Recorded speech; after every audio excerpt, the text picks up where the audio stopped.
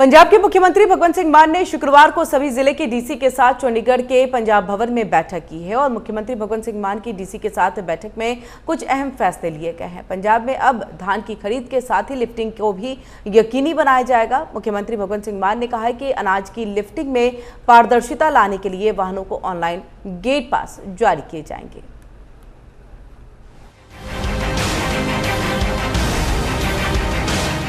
मुख्यमंत्री भगवंत सिंह मान ने शुक्रवार को सभी जिले के डीसी के साथ बैठक में ये फैसला किया कि पंजाब में न किसान मंडी में रात काटेगा और न उसकी फसल।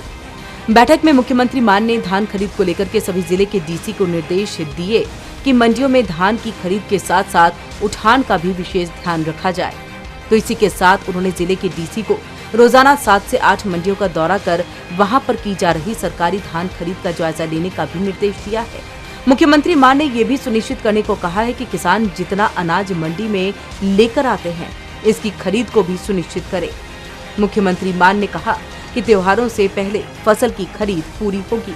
मुख्यमंत्री भगवंत सिंह मान ने सभी डीसी को धान खरीद कामों पर ध्यान से नजर रखने के लिए कहा है, जिससे मंडियों में फसल के ढेर न लगे और इसकी जल्द से जल्द लिफ्टिंग भी यकीनी बनाई जा सके। उन्होंने अधिकारियों को धान की फसल की आमद, खरीद और अदायगी की रोजमर्रा की रिपोर्ट निजी तौर पर उनको सौंपने के लिए कहा है।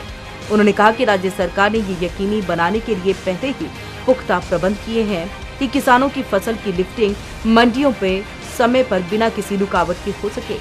उन्होंने राज्य सरकार की दृढ़ वचनबद्धता को दोहराते हुए कहा कि किसानों को अपनी फसल बेचने में किसी भी किस्म की दिक्कत नहीं आनी चाहिए।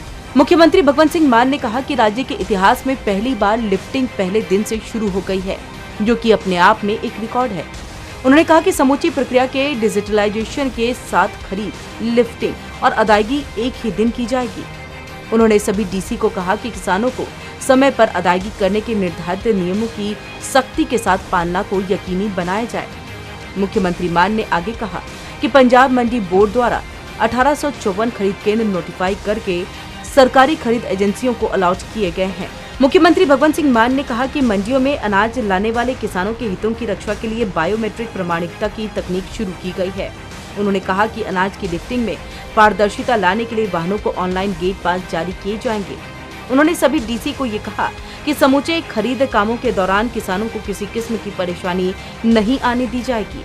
तो वहीं मीटिंग के दौरान एक अन्य एजेंडे को विचारते हुए मुख्यमंत्री मान ने डिप्टी कमिश्नर्स को हिदायत दी कि पराली में आग लगाने से जो घातक निष्कर्ष सामने आते हैं, उसके बारे में किसानों को अधिक से अधिक जागरूक किया जाए। उन्होंने कहा कि पराली जलाने की घटनाओं को रोकना चाहिए, क्योंकि इससे वातावरण और मानवीय जीवन दोनों के लिए ये एक गंभीर खतरा है। मुख्यमंत्री मान ने कहा कि पराली के निपटारे के लिए बीते साल के मुकाबले 23,000 अधिक खेती मशीनें दी गई हैं और अब डिप्टी कमिश्नर्स को अगले कुछ दिनों में पराली जलाने की समस्या को रोकने के लिए सख्त निगरानी रखनी चाहिए। मुख्यमंत्री मान ने कहा कि राज्य सरकार ने बाढ़ों से प्रभावित लोगों को मुआवजा बांटने की प्रक्रिया पहले ही शुरू कर दी है। उन्होंने ये भी कहा कि लोगों को उनके नुकसान के एक एक पैसे का मुआवजा दिया जाएगा। बाढ़ों से हुए नुकसान का मुआवजा देने के लिए राज्य के आपदा राहत फंड में उपयुक्त फंड है। आपको बता दें कि 1 अक्टूबर से पंजाब की मंडियों में धान की सरकारी खरीद शुरू हो गई है। प्रदेश सरकार ने मंडियों में धान की सुचारू खरीद के लिए राज्य भर में 1804 खरीद केंद्र स्थापित किए हैं।